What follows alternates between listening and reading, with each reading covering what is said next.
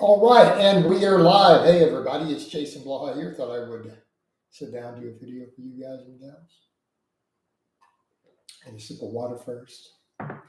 All right, and let's get started. So, I'm going to cover this topic and then we will get into your questions and answers. Something I've been thinking about as I've reincorporated small amounts, certain elements of conjugate back into my training, mainly just for the squatting and everything. And of course, it very quickly took me back up to a 500 box squat this week. The things that I've thought about, I've looked at that and said, look, the things that I've incorporated from all my years and years of studying Louie, Simmons and stuff, coaching the conjugate method, building tons of pretty strong lifters off of it. And then looking at Michael Hearn's stuff and all the stuff I've incorporated as I've continued to do this power building thing. I refined my own physique. And I got on a call yesterday with another coach, who is also a long timer in the game, a guy named Scott. He's gone from powerlifting to bodybuilding.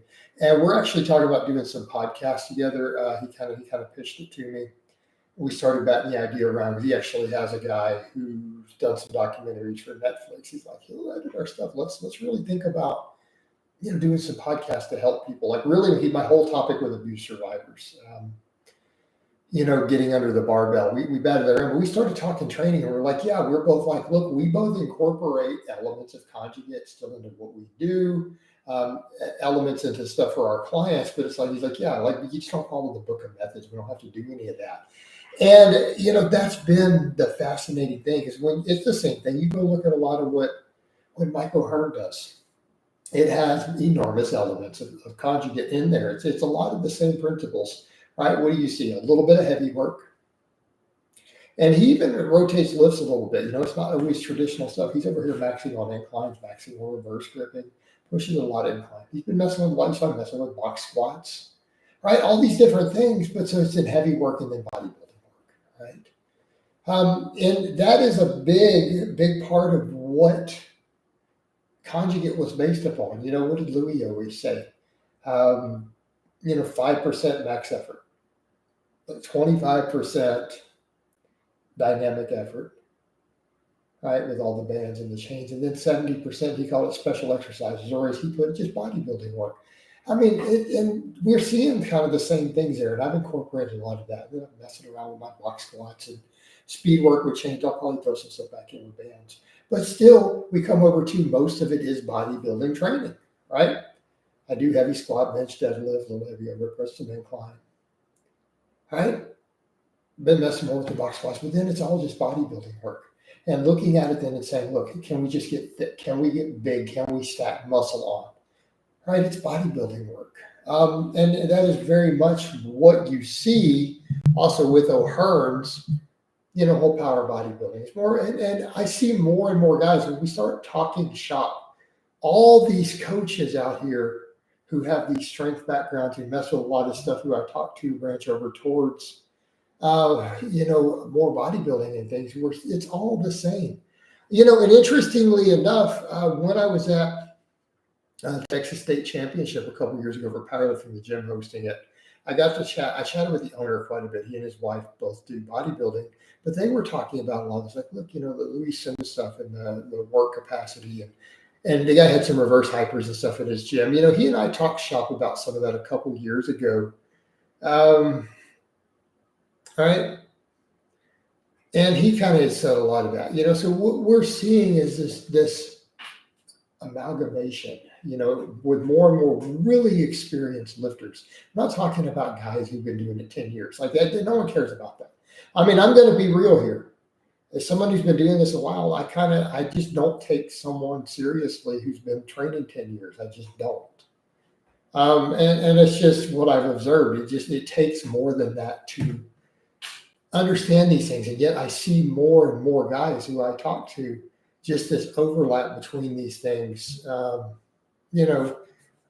between these things and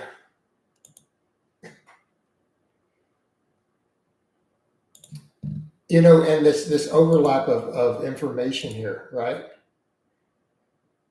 This overlap of information. of so much of the same things, right? So much of the same things. So there's this tremendous overlap in these ideas.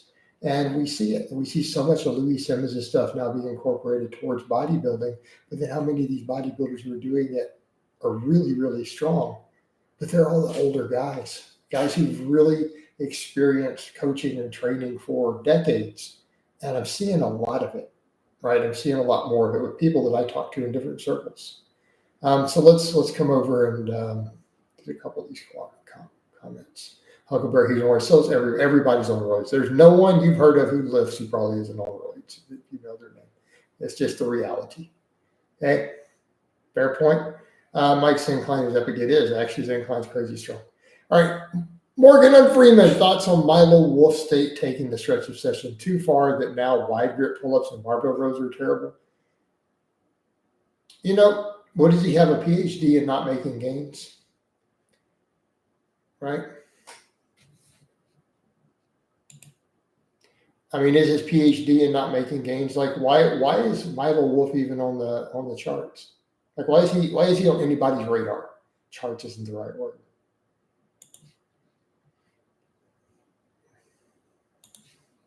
Why does anyone care? Doesn't have any gains. I don't see that his clients do. And he just gets up and one trick pony. I mean, when you're at a point where you're now calling out people with enormous coaching credentials at this point as lowest tier people, and then people who don't seem to coach anyone, he rates as these great people. Kind of time to step back and go, yeah, Milo, you're full of shit. Right? It's reality.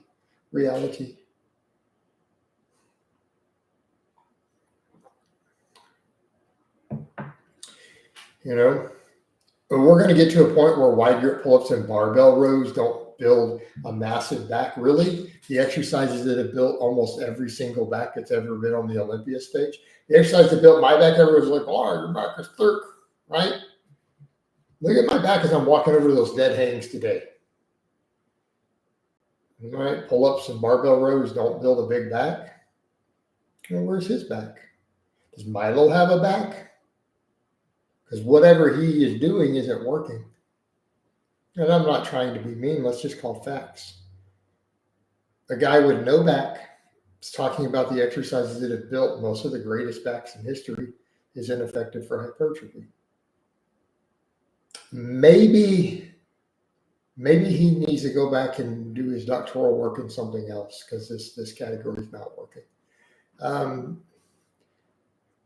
Money Hungry says, do you think if you tried Mike's form on income plus you recruit more upper chest? I have not looked at his form to know. I don't recall that it's anything specific. Hey, Jason, can you react on snake diet and his sugar diet one meal? No. Oh, my God. Could you link it to me somewhere on like Facebook?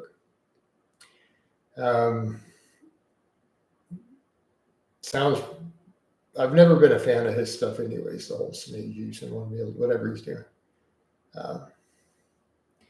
Morgan says he's backed by the science, and the manlets and the pencil necks have made him a king, apparently. Why?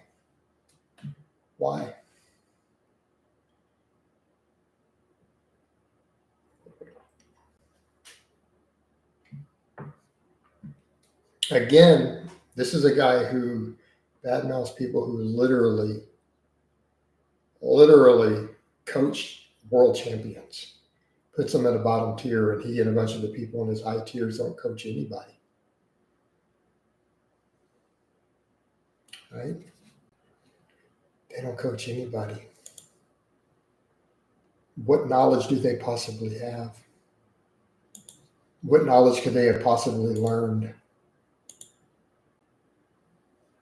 Exercise science is an applied science. Are they in the trenches coaching? Huckleberry says, I have trouble feeling like a pull-ups until I do a pulling back and down. You think that's a cue when you use them? You get the stretch, that's it. As long as you get a stretch on pull-ups, your back will grow. That's it. Jason, I've almost completed my home gym. I purchased a glute ham developer just like you have. Do you still recommend the reverse hyper? Yes.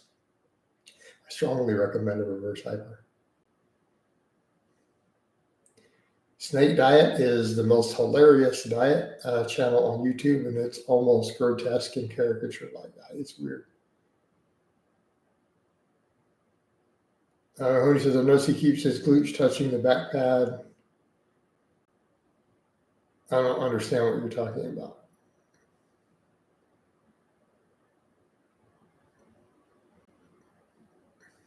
You're talking about on his incline, doesn't everyone's glutes touch the back pad? Mine does. So I guess I'm using his same form. I don't know.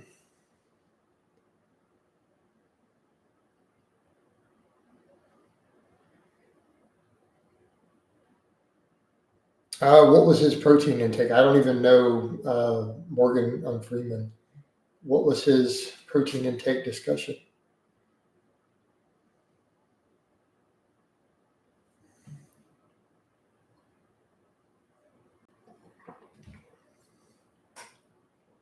Again, you got to be specific.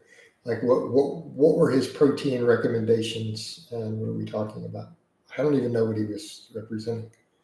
I didn't know he even discusses nutrition. I thought he discussed stretch position exercises as the totality of his entire topic of conversation. I didn't know he had any other positions.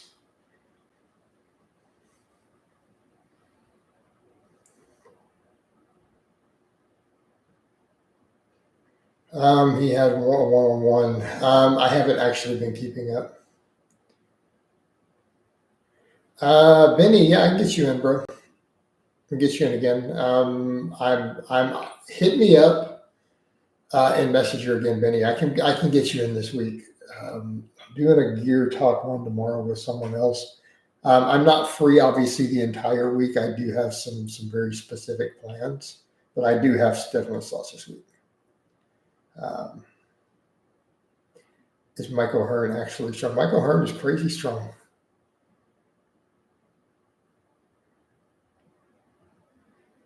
I agree. I think most people do, but I've seen you do a variation where your hips are further up the seat. No, not to my knowledge, money. At least I'm not doing it intentionally if I am. Not to my knowledge, I'm trying to stay barely seated there. Right?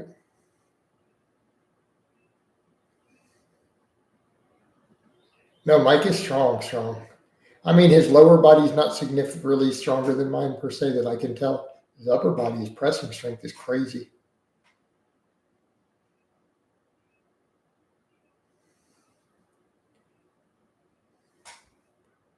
Pepper says, do you need to rep work on the big lifts? Can you do singles on them and leave the hypertrophy work for easier to recover from lifts?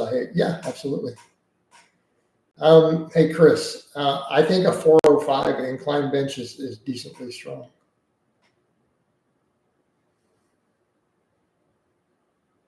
And I think a 315 seated press is pretty strong too. Seated overhead press. What do you think?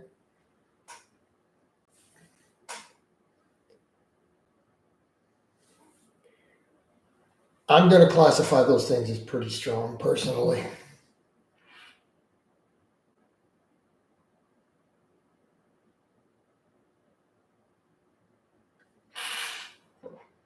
Right? Oh. Yeah, and I mean he's strong at those. I mean his lower body strength is relatively similar to mine from what I can tell. But his pressing strength is crazy good. But I guess my lower body strength is pretty good. I just did a 500 box squat on a 12-inch box. Right.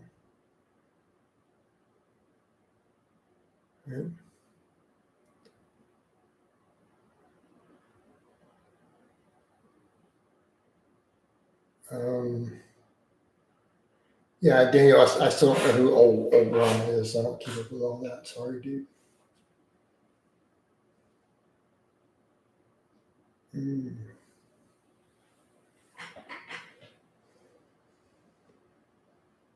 It's like being games versus not being games strong, but Well, I mean, yeah, but I mean, so what are we comparing to, Chris? I mean, Chris, I'm going to say, I don't know, dude. I'm going to say a guy 50 plus years old who can incline bench 405 is strong. Sorry, Coach, keep forgetting LeBron James. That's the basketball player. Gotcha. Okay. Man, I guess I'm out of the loop on that stuff.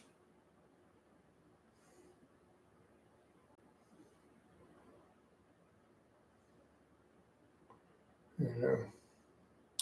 So, no, I mean, Mike is crazy strong on pressing, just in general. But I mean, look at his shoulders and chest and everything. I mean, you'd expect that, right?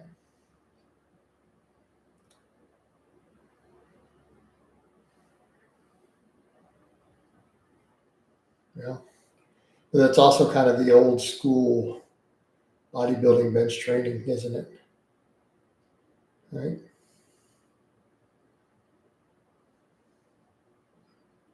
Strong juice or no juice. I mean, no juice, that's almost unheard of for guys who aren't extremely fat and 400 pounds.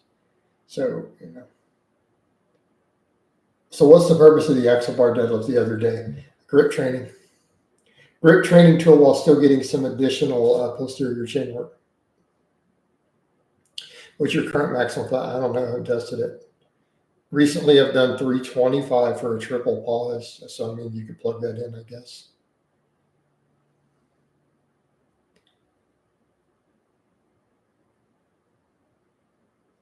Jason, why do strongmen use axle bar? Dude, you're trying to figure out why strongmen do half the stuff they do. They do some random stuff. The reason what I've heard is apparently the max pulls with mixed grip cause lots of bicep tears on the axle bar, so they let them start using straps for it or something. But then they have to have 6 different deadlifts as different events or whatever. They throw random stuff at you. Strongman is a weird thing to figure out. What do you mean? What am I grip training for? Strong deadlift, big thick forearms, right? I mean, if I'm going to continue to work on looking good, we need thick forearms as part of that, right? Need to work everything. So that's again why I'm having to do so much bicep isolation because I undertrained them in the past. So we play catch up. But you know, that's the whole idea. You need to be thick top to bottom. You need to build everything. Can't neglect anything. Would you ever compete in strongman? I'm not really interested, honestly. I'm not saying it couldn't be fun. I'm just not really interested in doing it. You know, for me personally.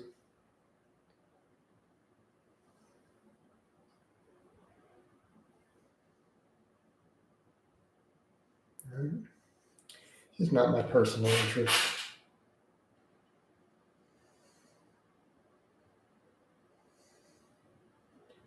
Ever used any of those new bars with the grooves? I don't understand what you're talking about. Sorry. Could you explain? I link it or something. I don't know. I don't know what you're talking about. I've never even heard of this.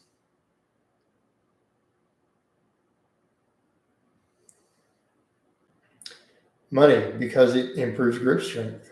It improves pinching grip. Right.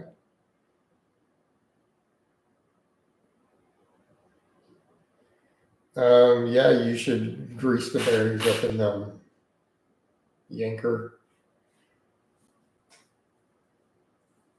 In fact, if there's rust in those bearings, you need to take them out and clean it and oil and grease those bearings up.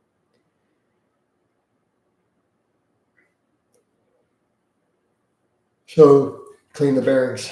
You could even consider replacing them. So they have bearings or they have bushings.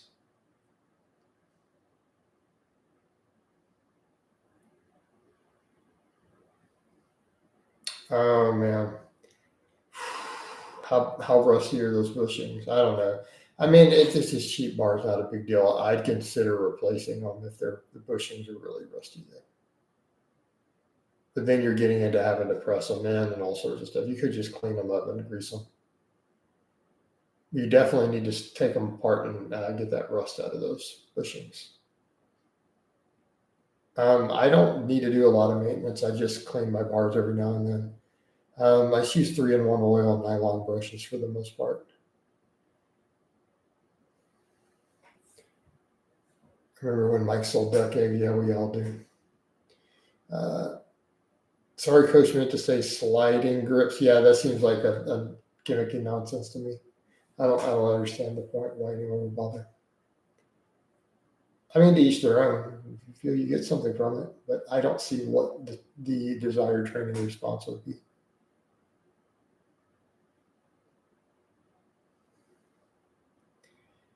Right?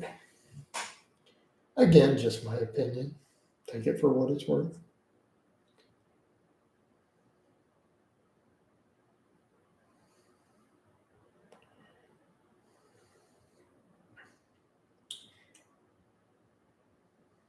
Money, I'm kind of just looking at your response. No, I don't know anything about specific adaptation to impose demands or sport specificity.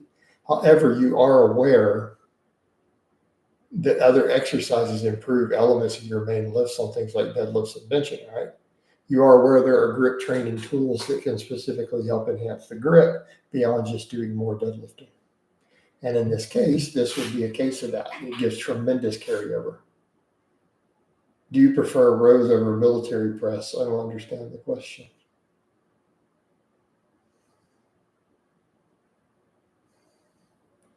Jamie, I have no idea. I don't necessarily think they're a complete waste of time. I just don't have a lot of use for them. No, Chris, I'm saying I don't understand your question.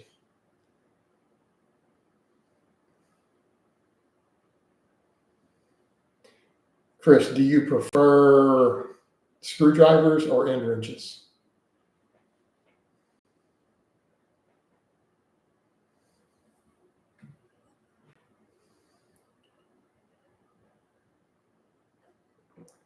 What's a better all-around tool, a drill or a hammer?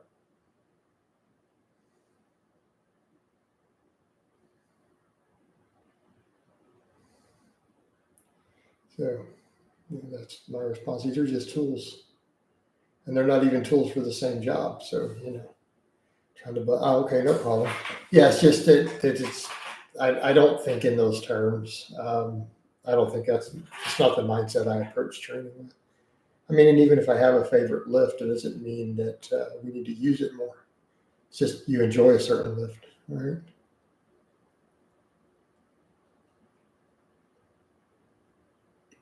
And I don't know how to even quantify that anymore. I don't know. I don't know which I enjoy more, a row or a military press.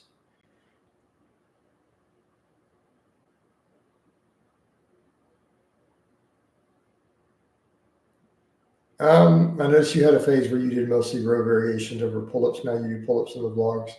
I've been doing pull-ups for a long time.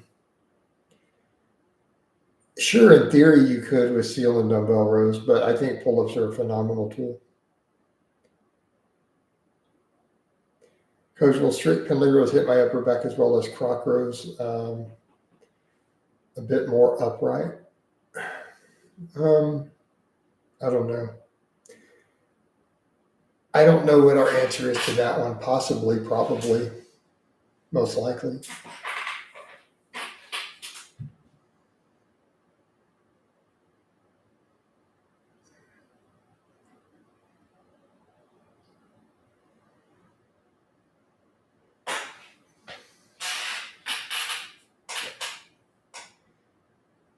Hey, money.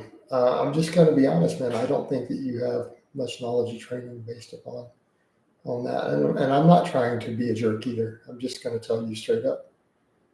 Axle bar and fat bar work is a proven grip training implementation, and it absolutely carries over.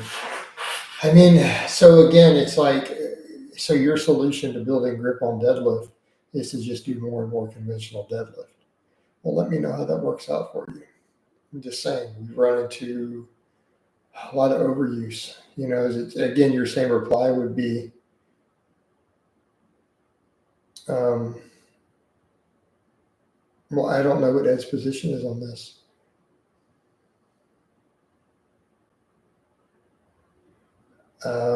Why do you think chin-ups and pull-ups are better than push-ups? Are more difficult exercises? What are your thoughts on closed grip pull downs for hypertrophy if I already do barbell rings and main back movement? I think they can have their place. Hey, money, I don't necessarily have a grip issue at this point, but I like the fat bar work for the extra grip and forearm training while still allowing some stimulus of the posterior chain, right? My grip has been holding just fine lately on deadlifts.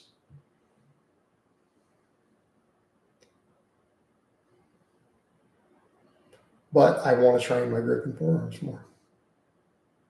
And I'm using a time-proven tool to do so. It's pretty straightforward.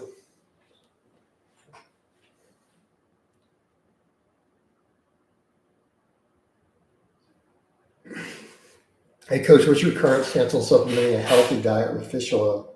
I take extra strength fish oil, but do I think it's necessary for people to supplement fish oil? No. Are there some specific benefits dependent upon some stuff with blood work and inflammation? Sure, which is what I do. I think for the most part, though, I don't necessarily think everyone needs to supplement fish oil. And we could debate at the regular amounts people take. The evidence is kind of lacking for there being a benefit at those low doses.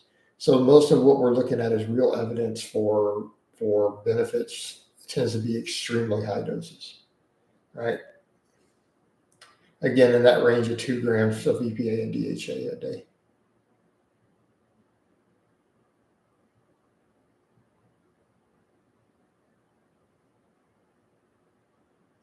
Yanker, I don't think I've ever discussed sour cream at all. I have no idea what's going to be at the Christmas dinners. I'm just going to show up fasted and enjoy my food in moderation. I have multiple events scheduled.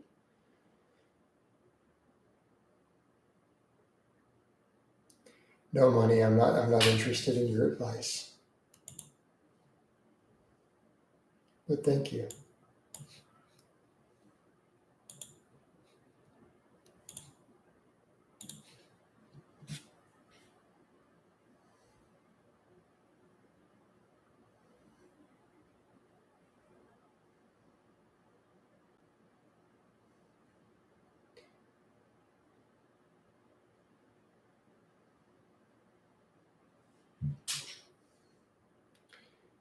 Well, so yeah, that's going to be my whole strategy for Christmas. I'm gonna fast and show up.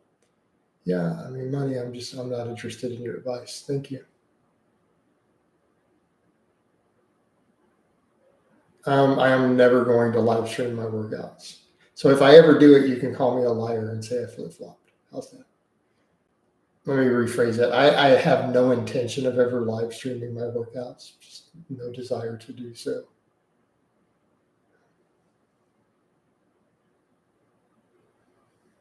I mean, I suppose I would for like 10 grand. Like if you gave me $10,000, I'd probably do it. But short of something ludicrous and insane, which no one would ever actually do, I don't have an interest in it. Right?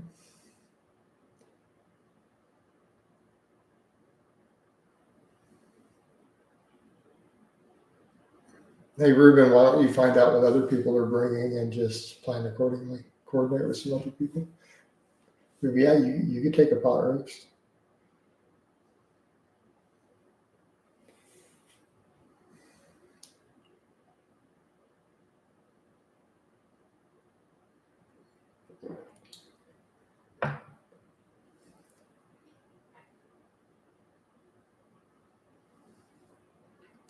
Yanker, no, I don't think anyone would honestly chime in other than a few trolls. I don't think people would care about a live stream workout. I mean, because you guys get my workouts year round. Every single workout is already up and it's vlogged.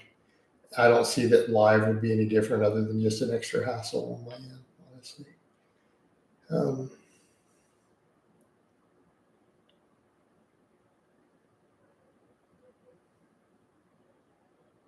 My prominent hater that goes by the 2 initial letters died. What?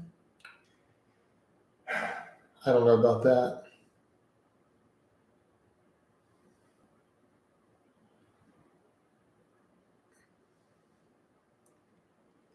First I've heard of that. Are we talking about someone famous, or are we talking about some minor stalker who doesn't have a following?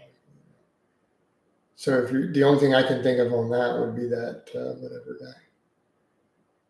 guy. I haven't heard any such thing. I would think someone would have messaged me already. Yeah, so I don't think that's true.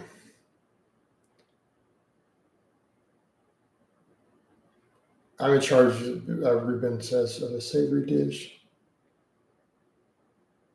I don't know what my arms are measuring at the moment, though. Honestly, I should probably check them coming up pretty soon. Probably could. Yeah, Ruben, you could definitely bring a pot roast. I don't think that's a bad idea.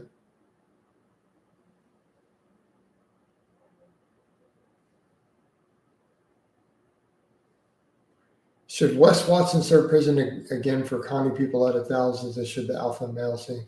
Yeah, this whole alpha male thing getting silly. All right.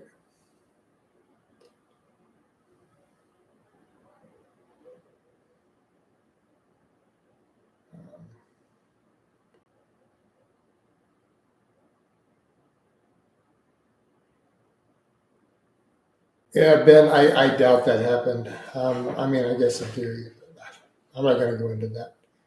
Um, um, you know what? And if that's really true, then I guess I've kind of felt bad for the guy, to be fair.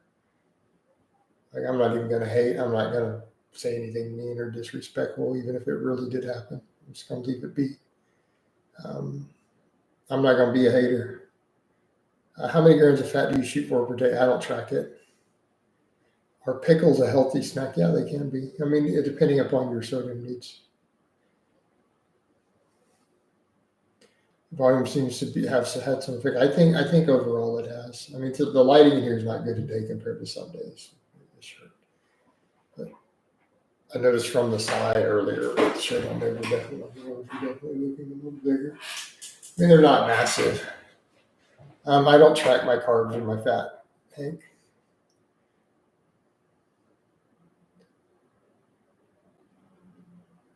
Um,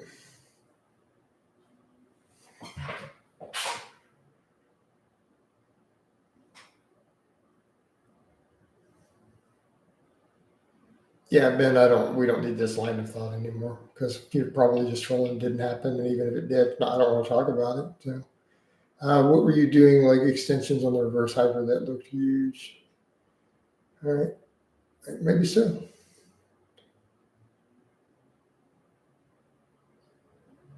Cass says, "Need to go get me some mouse. It's starting to distract me." I know what you actually meant to it. You track calories. You know how many calories are in your food, bro. It's pretty straightforward, right? You know how many calories are in a pound of chicken breast, and you eat a pound of chicken breast. You got that. No, Ben, I wouldn't. Ben, I actually wouldn't celebrate something like that. All right. I'm not going to sit around and celebrate people's deaths. That's out of line. It doesn't matter. You know, just like Lane and I had a bunch of beef. That doesn't mean if something bad happened to a guy that I would celebrate it. You know, that's not putting good energy out in the world. You know, let's come back around and talk about being good people. No, Hank, nobody really died. He's saying one of my crazy stalker trolls may have died. He's claiming he did. I don't think it's really true. But the fact of the matter is, you shouldn't really be celebrating the bad fortunes of other people, particularly stuff like this. You know, again, if we're going to talk about the energy we put out, getting back in what we put out, okay, I'm at a point in my life, I don't want to focus on negative stuff like that.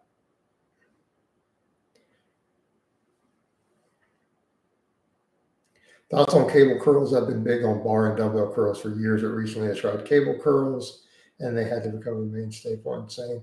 I've never messed with them that much. I mean, I did when I was younger. I could never tell that it was more than a dumbbell gives. But hey, if you personally get an insane pump doing cable curls and they work for you and you get that good mind muscle connection, they feel good, then by all means, I would recommend you continue to do that.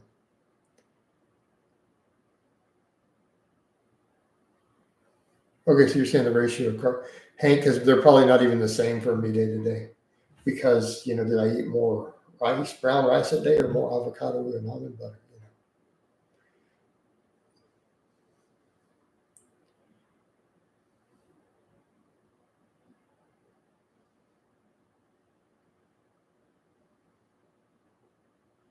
And I'm not saying it doesn't matter. It just doesn't matter much for what I'm currently doing. There are cases where if energy deficits get large or small, where some of that can matter to some extent for some things. But for what I'm doing, probably largely irrelevant. Right? Ooh. So what else we have here? No, I think people way over obsess over carbs and fat. They really do. Instead of focusing on eating clean, healthy whole foods and getting enough protein. And again, I'm not saying these things don't matter, but we're getting into a pretty high level of minutia until you go to extremes, right? Till you go to extremes, like really low carb or high or low fat. Then there can be some differences that occur on the extreme ends to some extent.